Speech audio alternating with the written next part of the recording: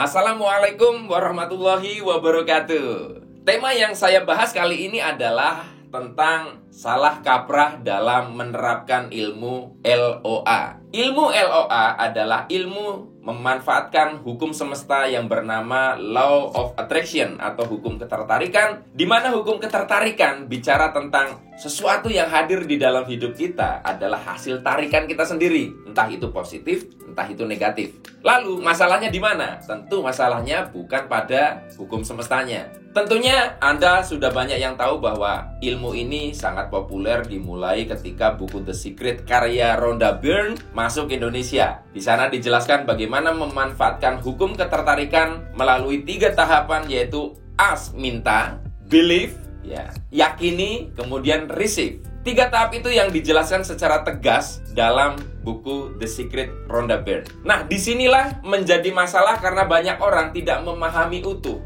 terutama tidak memahami bagaimana story Rhonda Byrne akhirnya terinspirasi menulis buku itu karena hidupnya berubah. Kalau Anda cermati baik-baik, entah itu di video The Secret maupun di buku The Secret, Rhonda Byrne terinspirasi, hidupnya berubah karena dia membaca sebuah buku di mana dia mendapatkan pencerahan. Buku itu adalah buku yang kecil, judulnya The Science of Getting Rich, yang ditulis oleh Wallace de Wattles sekitar 100 sekian tahun yang lalu. Anda bisa dapatkan buku ini, tapi sudah sangat langka. Dalam buku The Science of Getting Rich, ada 3 tahapan untuk melakukan manifestasi. Yang pertama adalah think in the certain way, berpikir dengan cara tertentu. Feel in the certain way, merasa dengan cara tertentu. Lalu act in the certain way, bertindak dengan cara tertentu. Kalau kita melihat tahapan yang diberikan The Science of Getting Rich, itu lebih masuk akal. Kenapa? Karena di situ ada yang disebut ikhtiar batin, yaitu ada think dan feel, berpikir dan merasa, menggunakan kekuatan pikiran dan rasa. Tapi juga ada ikhtiar fisik, ada ikhtiar lahir, ada ikhtiar batin. Maka terjadilah manifestasi. Nah, yang jadi persoalan adalah banyak teman-teman saya yang mengalami akhirnya saya sebut sebagai menjadi orang-orang halu, karena mereka mencari pembenaran kemalasan mereka yang enggan bekerja keras, enggan untuk berkeringat, mencari pembenaran untuk tetap dalam kemalasannya, dan akhirnya menggunakan ilmu LOA ini sebagai pembenaran. Mereka sibuk membuat dream book, mereka sibuk bervisualisasi, mereka sibuk bermain dengan angan-angan, berharap mereka tiba-tiba jadi kaya.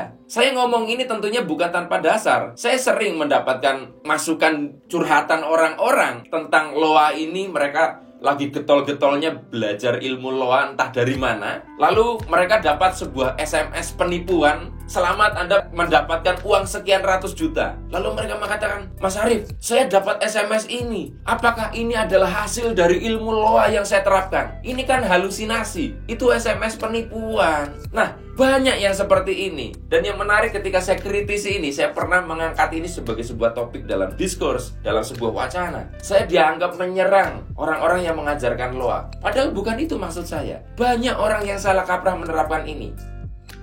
Bagi Anda yang kerja kerasnya sudah benar, ilmu LOA malah bisa diterapkan dengan benar. Tetapi ini sangat berbahaya bagi orang-orang yang otaknya pemalas dan ingin sukses instan. Bahasan kali ini adalah untuk menyadarkan Anda bahwa kalau misalkan Anda berpikir melakukan manifestasi dan Anda tidak melakukan ikhtiar fisik, itu Anda sepertinya perlu belajar ulang tentang apa itu ilmu LOA. Dan Anda bisa cek, orang-orang yang sukses tidak hanya bermain-main dengan pikiran dan rasa, tapi mereka juga ada tindakan. Memang betul, ada satu keadaan di mana tiba-tiba kita tidak melakukan apa-apa. Itu menghadirkan sebuah keajaiban di dalam hidup. Tetapi kalau Anda bisa cermati lebih dalam, sebetulnya yang terjadi adalah bisa saja itu Anda karena tidak menghitung tindakan apa yang sudah Anda lakukan. Karena alam semesta punya kalkulator yang sangat presisi. Anda pernah melakukan sebuah tindakan kebaikan 10 tahun yang lalu, itu bisa cair 10 tahun kemudian. Lalu tiba-tiba datang keajaiban dalam hidup Anda ketika Anda praktek LOA. Anda mengatakan,